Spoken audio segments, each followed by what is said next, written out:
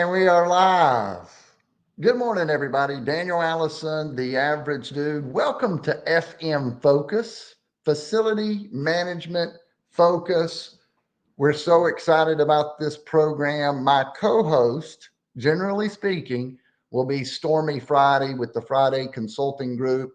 Stormy is out of town, but we're going to carry on and continue without her. So if you're with us today, what the way that this program works, we're going to be talking with facility management professionals. If you don't know what a facility manager is, that might be one of the first questions that I ask, but it's someone that's going to take care of the people and the building itself so that that facility can do whatever it needs to do. So if it's a medical facility, they're going to do medical stuff. If it's an office building, they'll do their office stuff. It's manufacturing, they do the manufacturing stuff. And someone has to take care of all of the things that goes on in and within a facility. And that's the reason I like it. There's so many different things that happen within facilities. And so it's a very important position. It's a position that talks to a lot of business development reps, which is where I've spent most of my career talking to different folks, but facility managers talk to a lot of business development reps. So if you're out there and you're watching, you're in business development, put your listening on because only the names change. Put your good ears on and pay attention because a lot of times the things that are shared here, we can get a better idea of how facility managers think, what they're up against, and so that's what we're going to do. So we're going to have organic conversation. It's a drop-in style arrangement. So the facility managers that are coming, they're going to be coming and going and leaving as they can. But it's an opportunity for them to connect. It's an opportunity for us to get a chance to meet them and talk a little shop. So, with that being said, we do have two facility managers to join us right away. And so I'm going to go ahead and call Adam Bonner up, who has not been here just yet. And Adam, welcome to the program, my friend. Thanks, sir. Appreciate it. Glad to be here. Yeah, yeah. So glad to have you here. So me and you, I've seen you before, Adam, but I didn't really get a chance to talk to you until that first IFMA meeting that I went to here recently, and so it was a great to reconnect with you. I guess we could say. Absolutely. Yeah. That was Yeah, a good meeting. It was a really good discussion that day. So yeah, I enjoyed that opportunity to come out there and kind of be in a room. And again, I had known y'all, but hadn't really had a chance to interact and to get to know you a little better. Could you kind of introduce yourself to folks that are listening so we have an idea of where you are and your experience in facilities management?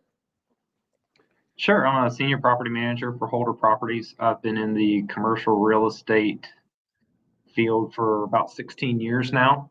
Um, and I manage a little over 1 million square feet currently, both Georgia, South Carolina, um, and help third parties, several facility managers along in their roles. So Gotcha. Yeah, yeah. So you kind of just so that I understand as well, Adam, you work with different facility managers, and I'm gonna bring up one of them right now, and that's Melissa Zach yes, of Zak-Walser. a Well, welcome friend. back, Melissa. Good morning. Good morning.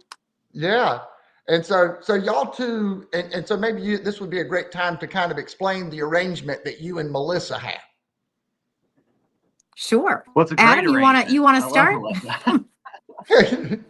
Yeah, Yeah. yeah. So, well, Melissa works, and I don't want to speak for Melissa, but Melissa works for Jacobs Engineering, and Jacobs Engineering is one of my clients. So I work with Melissa and work with Melissa's team to help manage the Jacobs Engineering facility in Greenville, South Carolina. So Gotcha. we do everything from vendor management, invoice processing, things like that to help them be able to do their jobs as far as running the actual facility. So Yes, I I'm gotcha. really more in a support role for Melissa and her team. Gotcha. Yeah, absolutely. And so but I guess in your position, and one of the things that I really appreciated was kind of your evolution in your role and talking to different vendors, and you see that a lot, and it's something that fascinates me, because you've got everybody, we had three landscape companies in the room, and that's something that you guys see a lot. And it's kind of like how can you speak a little bit to just what comes to mind when you think about relationships and your evolution there with that? Yeah, it was interesting for me, and we kind of talked about it at our IFMA meeting. It was something that I was in property management for years, and then took a little bit of detour and went on the vendor side. So I was actually a vendor. I was an account manager for a landscaper for a few years before coming back into property management. So it Oh, was it was interesting for me at the time, and especially coming back into property management, to be able to see both sides of a coin, I guess you could say. What it made a different appreciation, I think, for our vendors and what they do, as far as helping us not only perform the job that we're hiring them to do, but also educating us as far as knowing that what we're talking about. So if we do send out an RFP or a scope of work, that we can talk intelligently and know a little bit about what we're having done, as opposed to just being told what's getting done. That you understand your equipment, and you understand not just landscaping, but if you work with your HVAC person, vendor, you get educated on what your equipment is, what it does, what makes it run, things like that. All those help down the road build your knowledge base. So if something breaks, you can mentally picture it in your head. For me, at least, I say, "Oh yeah, I know what that is. I was shown what that is. I've explained what that is." I mean, property management, facility managers. I think it's like they say. We have to have knowledge of a million things, but only an inch deep, as opposed to one thing in a mile deep. Probably saying that completely wrong, but no, you kind of the nailed role. it And I because think that's that that's me. where our vendors. But that's where our vendors come in. That's really where our vendors come in. That's where they. If you have a good working relationship with a vendor, that's they're educating you. They're going to continue. You can go to classes. You can go different conferences and things like that, and you can learn different skills, accounting skills, and things like that. Educational skills, I guess you could say. But the I, day to day, the real world experience, that's what you're going to learn from your vendors. And that's where it's invaluable to have a good working Mhm. relationship with your vendor. Melissa, I'd like for you to piggyback that and talk a little bit about what comes to mind as you hear Adam expressing that. No, so I mean, honestly, Adam's Adam's detail and the way he related it back is very true. So as a regional facility operations manager, I rely on Adam as one of my vendors to help support facility management as a property manager. My Mhm. team locally in Greenville, South Carolina for Jacobs, we handle the day to day, the structure of the building, the mechanical in the building, the employee support and subtenant support within the building. And I rely on Adam and Holder Properties to aid with all of the contracts for upcoming capital projects and for maintenance and repair. And between Adam and I, our development of relationships and partnerships with our vendors is so important, so that we do have the right resources to call on when we have issues that need to be addressed. And so those partnerships, and as Adam said, the communication with them and the networking with them is so very important. I think the phrase, you don't know what you don't know. And so sometimes you need to call on your vendors who have that expertise in a particular area. Um, you know, I can't tell you that I know everything I possibly can about generator maintenance, right? Right. But we have a vendor that does, right? And so, Mhm. myself working with Adam, we determine the need and then we reach out to the appropriate vendors to help us support, upcoming projects and tasks. Yeah, well, that's this is great because I mean not wearing a hat, not representing a company. I'm in a different position, Adam. I'm somewhere in between where Adam was, where he's been in facilities management. He's been there. I'm just kind of observing, and it's interesting to kind of take off a hat and observe and just kind of see, okay, well, this is what's going on. And Adam, I'm sure you probably saw something similar to what I am observing, because I think at the end of the day, we all want the same things. Melissa wants good relationships with the folks in both directions. In all Mhm. directions, we want people around us that are going to educate us, that are going to, I do want, before I digress too much, I want to jump on one of the things that Adam said, and that is knowing a little bit about about that. It goes so far, because between the mix of having information at our fingertips and then having some three different people that are going to kind of tell us about, we can become pretty familiar pretty quickly, so that we know how we're evaluating this new contract that we're getting. So let's go into a scenario. Melissa, you're at Jacob, so you might call Adam and you might say, okay, it's time for us to look at it's time to look at HVAC. And then Adam's going to have met people in HVAC, and you trust Adam as one of your vendors to think about. He's going to bring three people that he thinks are quality. What? Well, Adam, you tell me. You're going to find three HVAC vendors. So far, am I right, Melissa? Correct. Yeah. So Okay. anything new, we typically establish a set of preferred vendors for each of our buildings, right?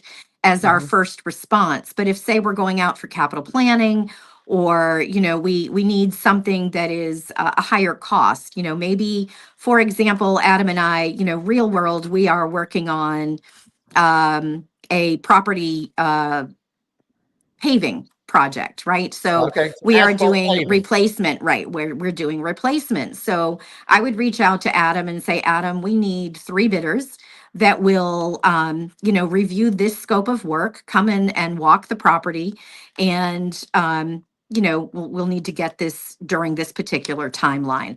So then I know and trust that Adam will engage the three vendors. He will receive the three quotes. We will review them together. And then Adam, as my property manager, will execute the contract for me. So that, my job Okay. is sort of to keep things running in the front end. And Adam does an amazing job at keeping things running in the back end, to make sure that vendors are where they need to be on time, that they're providing regular reports on inspections and things like that. So it really is, it requires all hands in order for, these projects and tasks to be delivered successfully. And it's a big deal, right? Nobody wants a bad project. Nobody wants to raise their hand when we've got the wrong when we've hired the wrong company, do they? I mean, Correct. it's so, Adam, you're going out here, you just did it. You found three asphalt pavers. What were you looking for? Why did those guys get the call and somebody else did or didn't to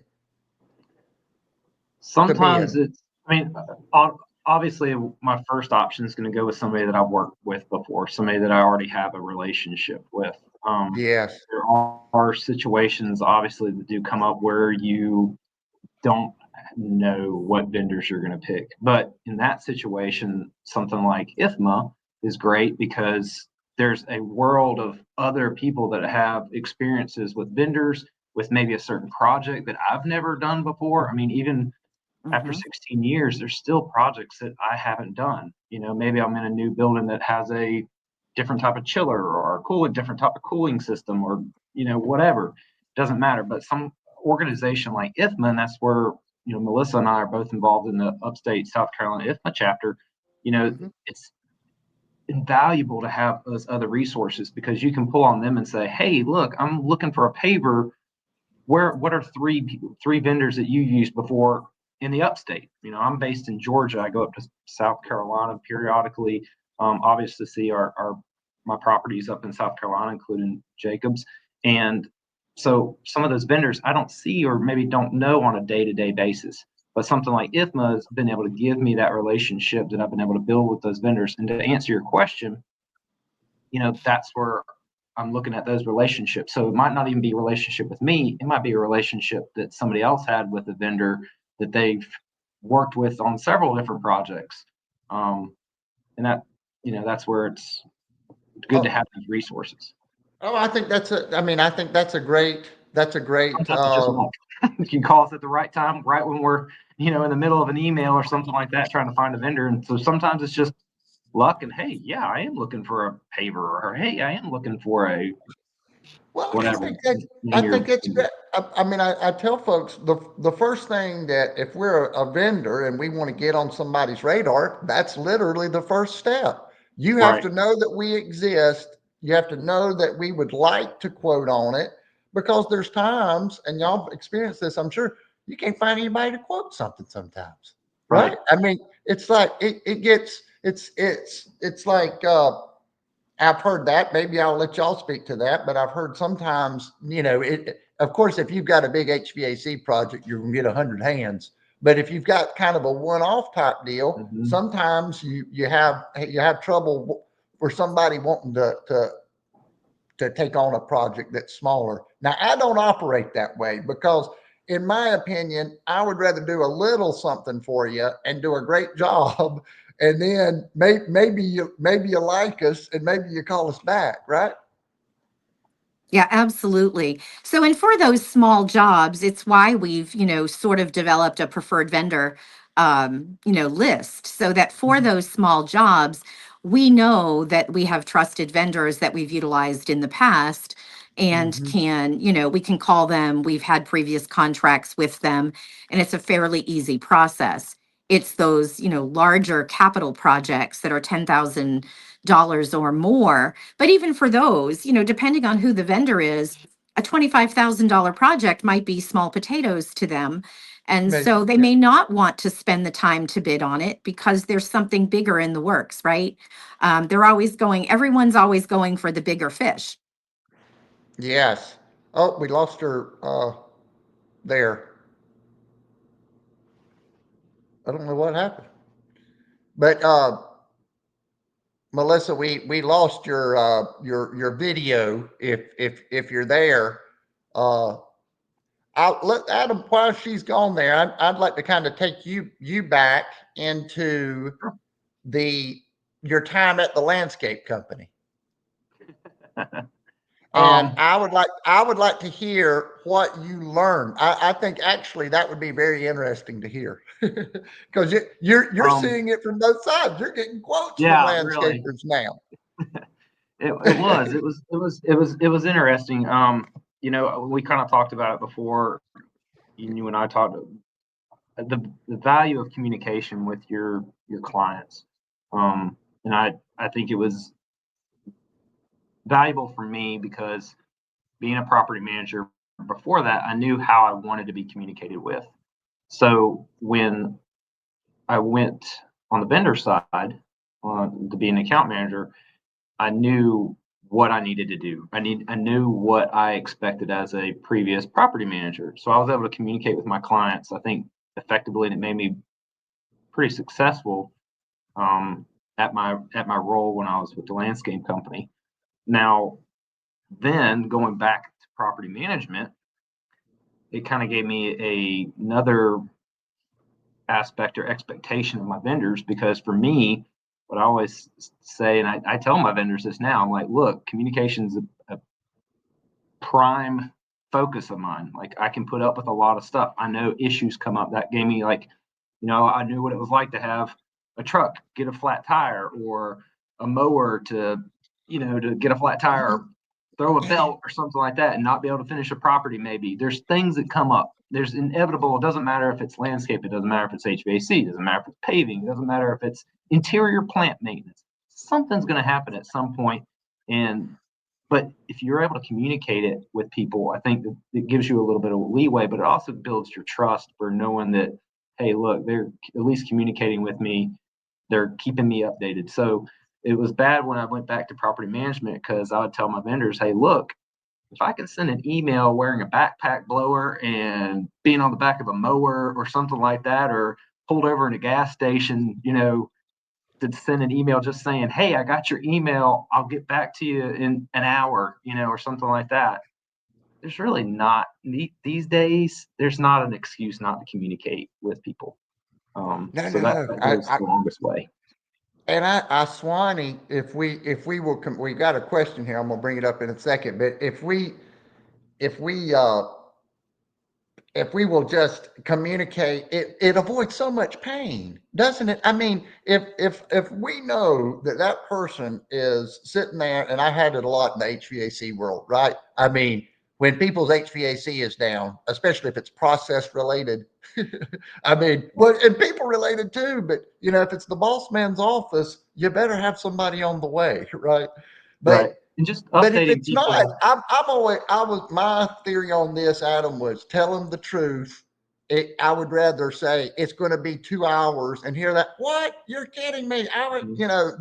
Than keep 30 minutes. No, no, no.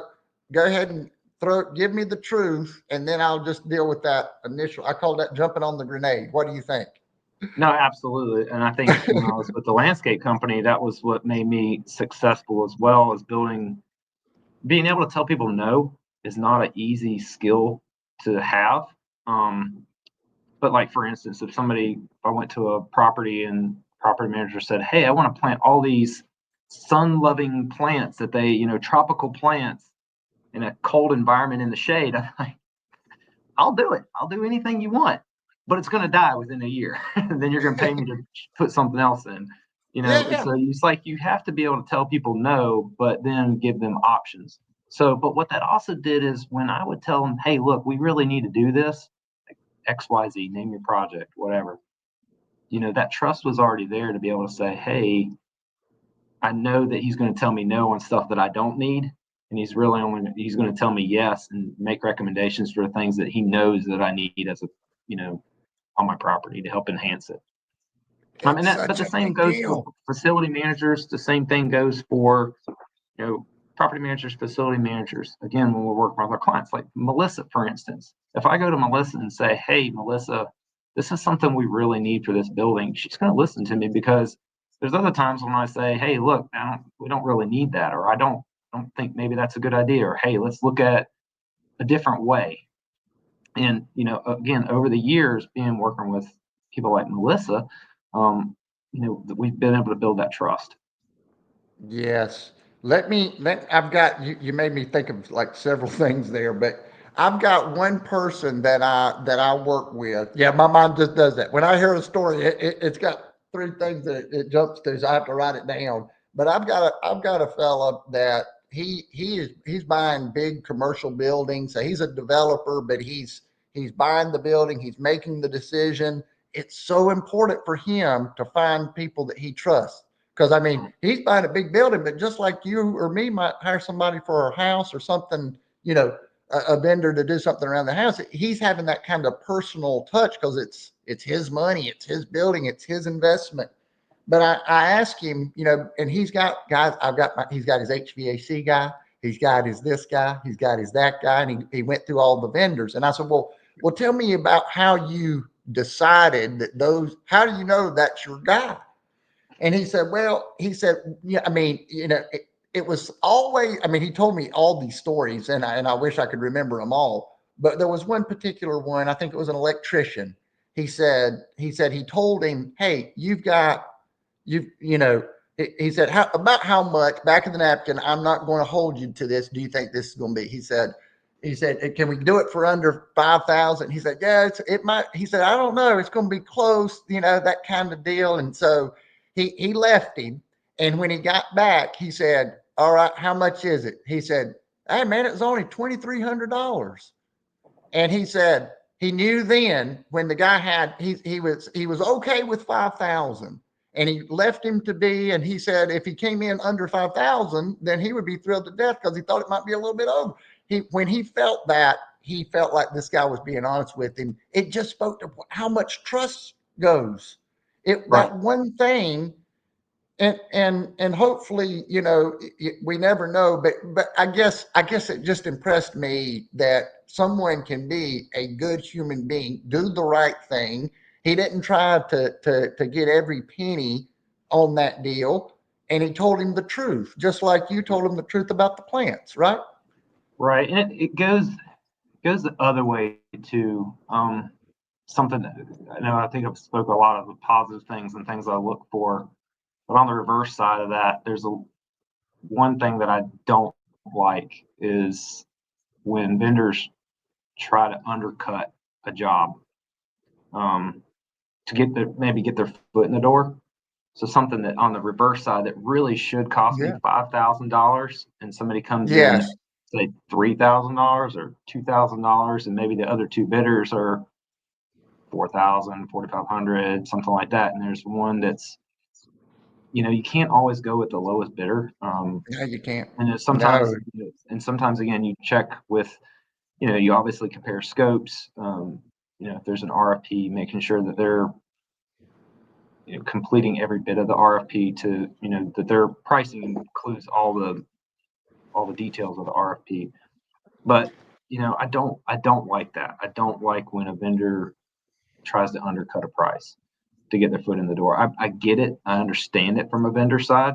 Sometimes, you try to get your foot in the door to hopefully get a bigger job down the road. But for me, and what I always encourage my vendors to is, tell me what it's going to cost you to do the job and do it right, not to do it with your B team. Like, I want it done with your A team. I want it done how it's supposed to be done the first time, because ultimately, if you try to shortcut things or take the easy route, it's going to come back to bite you. It always comes back to bite you. Yes. That might be, down the road you don't get the service that you thought you were going to get, the follow-up service, or maybe something breaks and then there's a change order, or a change order or something like that. Like, just tell me what it's going to take to do the job, do it right, and do it right the first time. And if you Yeah. get the bid, great. If not, then you know what? I'm still going to invite you to another bid because you know, just how you went through the process, even if you didn't get the work. Um, that's important. What about I agree with that for sure. What about meeting the technician? So one of the things that Stormy said that Stormy Friday, she would recommend to facility managers making decisions is try to meet the team. And we unfortunately Yeah. lost Melissa. I hate that. We had technical No, issues last week, and she then is this a week wealth of knowledge too. She's I you're gonna I have to have her know, back and on. and we had I had technical issues and lost her last week, and then this week she's paying me back. So, but yeah, this is a very interesting discussion, and you're in a great position to talk about it. It's something I think about a lot. Uh, I think that every time I brought the technician with me, there's Melissa. Ooh, I like it. Yep. Uh, she's But yeah, back. absolutely. I mean, meeting your technicians, meeting your team that services your property, from your account manager to the guy that turns the screwdriver. That's going to be important, because especially, again, they build those relationships. I think with technicians and things like that, especially with vendors and their technicians that come on site, especially if they're ones that come out regularly, just like us property managers, facility managers. One of the things about our job that we love, I think, and I can speak universally for that, is the sense of ownership, sense of pride in what we take care of, what we help manage. And so if you have where you're able to meet those technicians, meet those people that, maybe it's a monthly service, maybe it's a quarterly service, that are continually at your building, they're going to build that same sense of ownership, because it's theirs, it's their account. They want to take good care of it. Like, it's not something that, oh, I got to go to this account today, and oh man, I hate going there. No, they're gonna be like, man, that's my account. I take care of it. It looks great. It's top notch. It's running how it should. And so being able to meet those people, get them encouraged to be on your site, building those relationships all the way down, like I said, from the account manager all the way to the person that turns the wrench, it's vital. It all Yeah. plays out. All ultimately at the end of the day makes your facility run better, run smoother, makes your job easier. If you just take a little bit of time to get to know the people that are servicing your property. Absolutely. And it works both ways. I think we can keep saying that, doesn't it? I mean, we Mhm. have to really think about the facility manager, what they're up against. I don't think that folks understand when they give a quote and you know all the different things, a capital project. There's plenty of facility managers that want to get things done, that there's budget concerns, and Melissa understands this well, I'm sure. You know, there's things that need to be done, and there's the salespeople are thinking, well, why can't they do this? And talk about the need for communication, and we have Ryan with us as well. Uh, uh, Talk about the communication that goes on between. Well, I lost my train of thought there, Melissa. Can you help me out? Well, as far as the budget or the budget planning or Yes, yes. I'm sorry. I had somebody pop in and lost. That was it. The no, budget. that's okay. Yeah, No, when I we mean talk budget. about yeah the Obviously, budget. our budgets are not endless. We'd love them to be, but they're not. Typically facilities has fairly modest, modest budgets. They want us to run our buildings on a shoestring, and we do the best we can with them. We're very good stewards of the money, and the financing that's provided. Obviously, we all have operational expense budgets that are planned every year based on the prior year's expenses, and things do pop up from time to time that were not planned, and so we need to find ways to make it work. And that's why working with our vendors, and Adam's done a great job of this, is working with our vendors to say, hey, we need all of this, but for full transparency, we only have this budget. How can we Mhm. make this work? Mm, How can we, what can we do? What provides best value for this budget? And sometimes I we love don't that. get everything done that we'd like to have done, but we get the basics done and we fill the need, not necessarily the want. Man, I see that approach to me, you know, at speaking from the vendor side, when you say, hey, okay, let's bring in some, we have this budget, tell us what you think we can get for this instead of Mhm. give us this and then everybody doing what Adam's talking about and chop, chop, chop, chop, chop. You know, Right. it's like, let me speak to a human being so that I can get a vibe for who you are, how much you're going to get me for my money. Do you understand my needs? Do you understand my facility? Do you understand our needs and what we're looking to do and what's important to us? So I think giving them the ball, you give them enough rope to do whatever they want to do with it, don't you?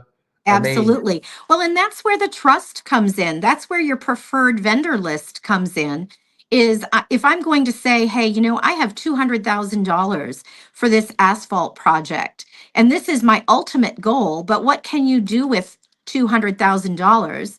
I'm going to be more inclined to have trust in my preferred vendor to tell me what they can do and provide best value than to an asphalt vendor that I have no familiarity with. So it really does make a difference on in the business on how we interact with our vendors. But building those trusts, I mean, is just so important. it is, and I'd like for you to share with folks, and for me, Melissa. You know, you work with Jacobs, you worked internally, and then you moved into that position when we needed a facilities management pro, and so now you are involved in some of those higher level discussions about buildings and when we need to do capital projects, and so you're having those types of discussions. Can you talk a little bit about the sorts of things? When does somebody that has a suggestion about something that could be done for a property, how do they get involved if they wanted to make a suggestion about something that could be a good thing? How does that get brought to the table at Jacobs? Well, whether obviously there's multiple sides to that. Some of our employees or other vendors or our property manager might say, I see that we haven't considered this in the past, but is Mm, it something we could add to the program? And so then I we would love. look at whether it's what's the return on investment in it, right? Hmm. Um, if it's something just if it's a project that would just make the building look pretty, but yet there's no return on our investment, then we wouldn't probably consider it unless there was a value added reason to consider it. Yeah. But now if it's a requirement, hey, I see that our stairwells, the flooring is aging, Yeah. and if you don't have that on your radar for capital this year, then perhaps we need to look at it from a safety perspective, right? So there's so many different ways that we can bring those ideas and recommendations to the table. I've even had vendors that were perhaps with one discipline that have been in the building and said, hey, I completed this electrical work. However, I wanted to point out that I noticed X, Y, and Z, something you might want to bring up for just, for discussion and further review, which I really appreciate because it means that that vendor has taken a very holistic approach to our building and they're not just looking at what's in it for them, but they're Mm, looking at it as what can we do to help our facility manager that we're contracted with improve their building services. So there's just so many ways to look at those recommendations.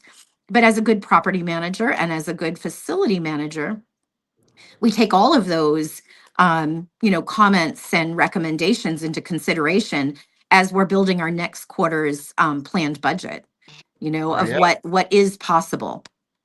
I I mean, another love that. example of Adam, I that. saw you come off mute. Did you have something to say? And Ryan, Yeah. I'm gonna get you up to the stage. If Ryan's good backstage, I'm gonna bring him up. Yeah. Hey Ryan, we're Yeah. gonna let you And join the discussion Good here. morning. Good kind of like morning. what Melissa was saying too. Another prime example of that is like our day porters at a lot of our facilities. I mean, they're our janitorial crew. They're walking every square inch of the property at night. Either vacuuming, cleaning, taking out trash, and things like that. They might be on a part of the building that maybe we didn't get to walk that day. They're going to notice the light out, or they're going to notice that something's cracked, or maybe something's broken, or something like that. That maybe it would have taken us a few more days, to notice it. So Imagine. again, I love that. Imagine a so that janitorial that makes company that them, was doing that. I mean, and that's that makes them great. part. That makes them a valuable part of the team. Is they're not just doing their role; they're also helping again the whole building, not just laser focused on what their whatever their task is or whatever. So Well, we've got somebody that's joined here that is on that vendor side, and Ryan, he has done a whole lot of landscaping down in Florida, from what I understand. You were at a landscape company, correct? Yes. I was down in Boca Raton, West Palm Beach area, doing I Yeah. was a business Okay. development. And so lots of facility managers and property managers that you were talking to, right, Ryan? Oh, ton of them. And Adam, speaking to your point earlier, like being a yes man is never the good approach in regards to being the vendor. Because at the end of the day, yeah, it might be a great first date. I like to say everyone's happy, everyone has great expectations. But if you're not consultative, if you're not honest about what your expectations are versus what their needs are versus the scope of work versus the budget, then it's always going to be putting out fires. You're always going to have a headache. You're always going to be going back and forth, finger pointing. So when you do that first initial walkthrough and setting the realistic expectations for the property, you say, "Hey, listen, I see what you're wanting to do. I'm looking at this. The scope of work. I would recommend changing this, maybe adding an extra fertilization or adjusting your mow schedule, or maybe doing a couple extra prunes because it doesn't seem like the scope of work is meeting the expectations of the property. Would that be something you're looking into?" And if they say, "Yeah, great," then we can have a conversation. But if they say no, then me as a vendor, it's incumbent upon me to say, "Well, I can foresee this being an issue. So as I'm drawing up a proposal, can I put this as a sidebar? That way it's at the very beginning, these are one of the key items we've recognized that need to be addressed. So in 3 months from now, as Adam comes back to me and saying, 'Hey, why isn't this being addressed?' Well, guess what? Here's a proposal. We did speak to this. Do you want to address it now? We certainly can if you're ready to cross that margin. But just being a yes man up front is never a way to start a relationship. You're always going to be disappointed at the end of the day because being a yes man, you're just trying to win the business. Like you said, just coming in the lowest possible bid. That's not good business. It's never really the makings for a long-term relationship. And Melissa, speaking to your concerns about recognizing issues, I always call it being proactive versus reactive. The Absolutely. proactive approach, hey, we notice your ferns are looking a little yellow. Can we do some put down some palm fern? Your turf is getting a lot of in-turf weeds. When the temperature is right, can we put down some fertilizer for you? We want to do a fert with a weed and feed combination. That way, if we just do weed and feed, all your turf that's 80% weeds is going to look brown. So for the next 6 weeks, your turf is going to look horrible. So just being proactive, recognizing issues, bring it to the attention of the facilities manager, letting them dictate when they want to schedule it, because they have other things besides just landscape maintenance and other things they have to dictate, and they also have a budget to follow. So, but just bring it to the concerns, actively communicating. I'd say actively communicating. That alleviates 90% of the headaches you're going to have with a vendor, facilities manager partnership. I love that. I'm gonna let y'all comment on it, but it made me think, Ryan, in the HVAC world, like calling out, I call it the elephant in the room, or, the thing that we think is a deal killer is actually the thing that says we're telling the truth, right? I mean, if you think it's going to kill the deal, well, you need to say it, because that's going to be a problem, to your point, Ryan, down the road. Mhm. In our world, one thing with HVAC, and we're going to have a competition cage on Saturdays coming up, and this makes me think about that. But we're going to have some like HVAC companies and different, companies, because there's these little things within HVAC contracts.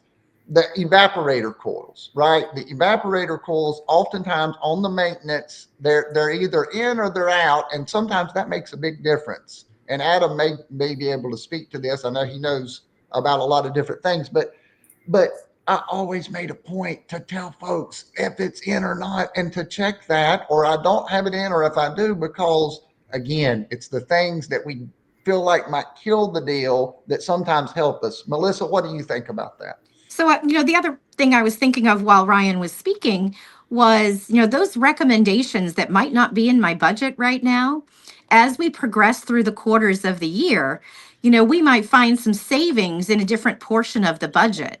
And, one thing that we really strive for is, if we set an OPEX budget, while we're being good stewards of the money, we also don't want to leave money on the table, right, at the end of the year.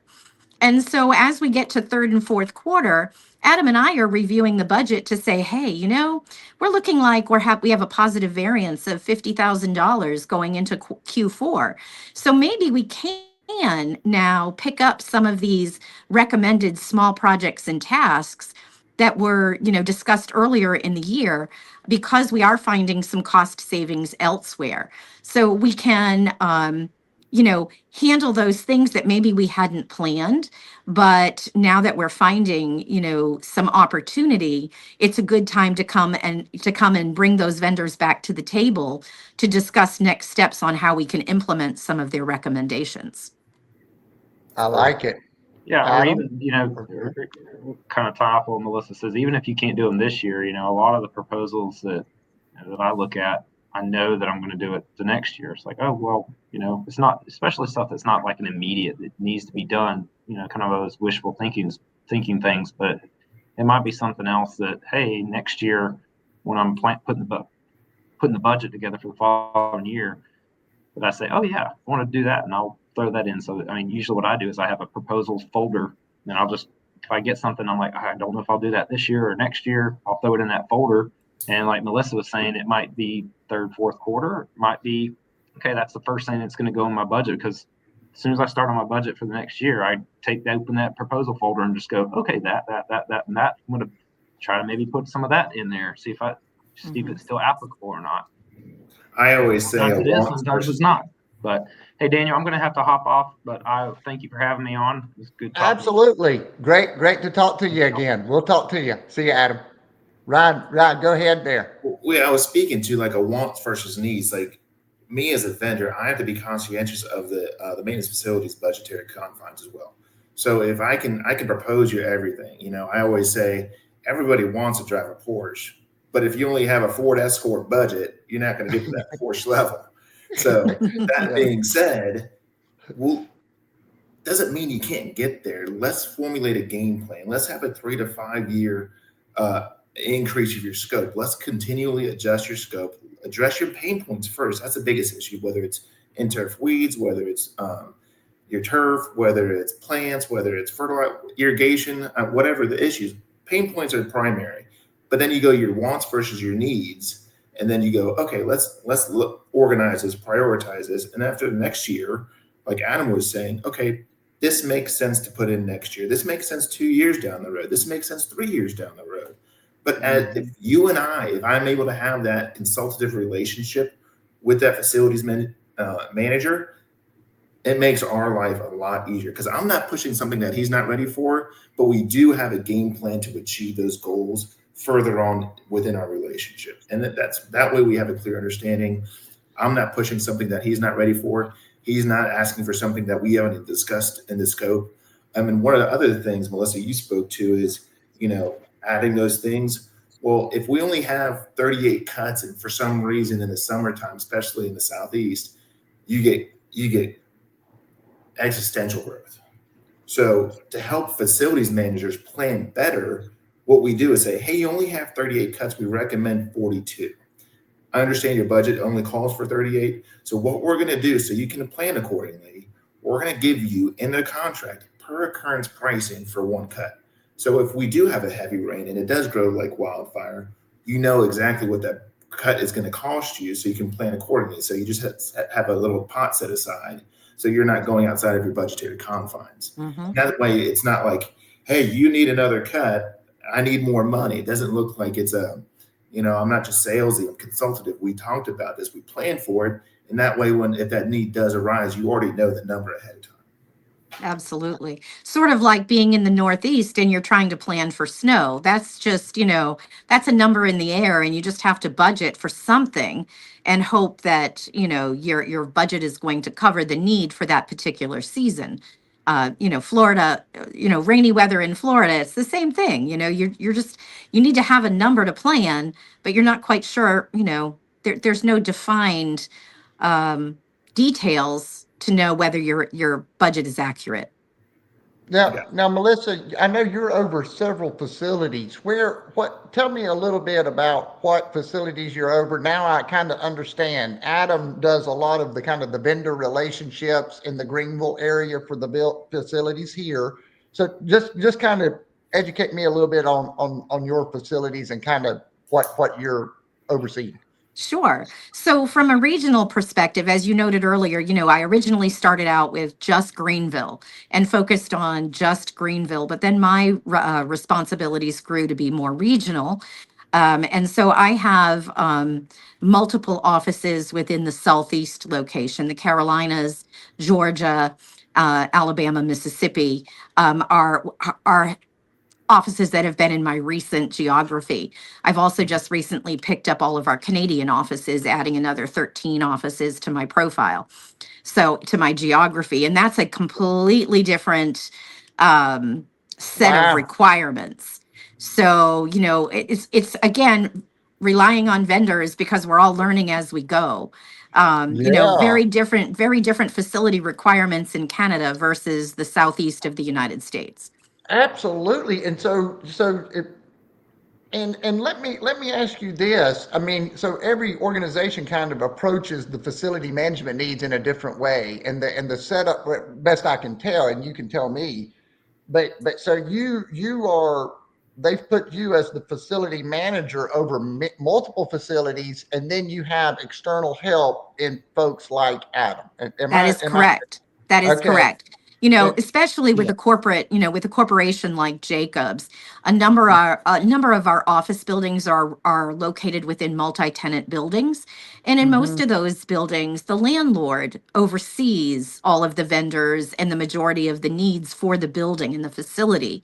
But in cases like Greenville, where Jacobs has sole lease, we are sole tenants for a 210,000 square foot building, but we're also triple net, meaning we manage, Jacobs as the tenant manages all of the aspects of the building and property. So, each one of my locations has a different scenario as to what what Jacobs is responsible for versus what the landlord is responsible for. And in many Oh, instances, we're wow. working Yeah. also with the landlord's property manager. So there are many different scenarios that we need to assess when we're looking at any type of improvements or maintenance Yeah. and repair. Well, speaking of that, and now I've got a lot of questions, and it takes me a while, Melissa, to kind of fully understand, so I appreciate that. When we hear about the sustainability initiatives, and there's a lot of them, and they go a long way, and we definitely, everyone's ringing that bell at sustainability. And now, when Jacobs evaluates sustainability, I'm sure it's a high priority. What are your thoughts from a Jacob standpoint, and then your personal thoughts on all of these initiatives and whether or not if it's a good course to take? Sure. And that could be an entire other podcast session, I really, on sustainability and yeah. ESG and all of that. But from a corporate perspective, specifically for Jacobs, Jacobs has global initiatives for sustainability and a carbon footprint reduction goal as aligned with the United Nations sustainability requirements. And so we're always, as we are looking for a new space or the space we live in, we are looking at what are the landlord's provided tools. Is the building a well building? Are they LEED certified? Those types of things to help us with our goals. Jacobs tracks, we track waste management, our utilities, our travel. Are there better ways to travel to our job sites that would produce less of a carbon footprint? Mm, We are, we wow. e-cycling, Granular. recycling, single Yeah. source recycling. There are so many aspects to sustainability, and I, fully support all of them, just because from a personal perspective, we all want to leave the world a better place, and anything we can do to help these large corporations reach those goals. And in many states now, there are requirements, Florida and New York and other places, that we really have to be very stringent in our approach. And I'm finding that Canada is also a highly sustainable, have uh, requirements for sustainability that we may not implement everywhere, but they are required in those locations. Wow, that's interesting. Now, Ryan, I know you were down in Florida and you've made the move here to upstate South Carolina. So first, welcome to the area. Well, thank you very much.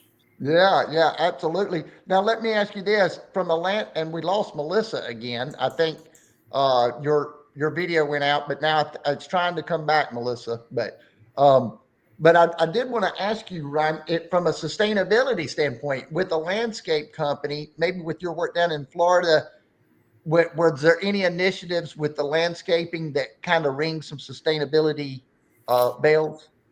Well, one I of the mean, I know biggest it's a tougher one, right? It's a tougher when we think about energy use and but it's kind of limited.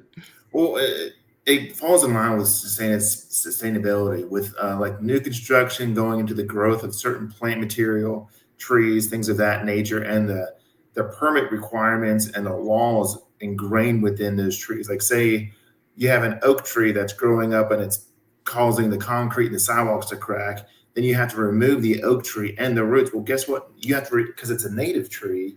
Now you have to replace it with another native tree. So we have to be very conscientious and to kind of plan ahead as to, okay, what kind of tree do you want to use? What area? Let's look at your property. Where do you want to place this? Because you don't want to put the same plant in, especially if it has a disease or a virus, because it's just going to spread to other trees. So you really have to think long term about where you're going to do it, making sure it's in line with state regulations. Placing a native with a native.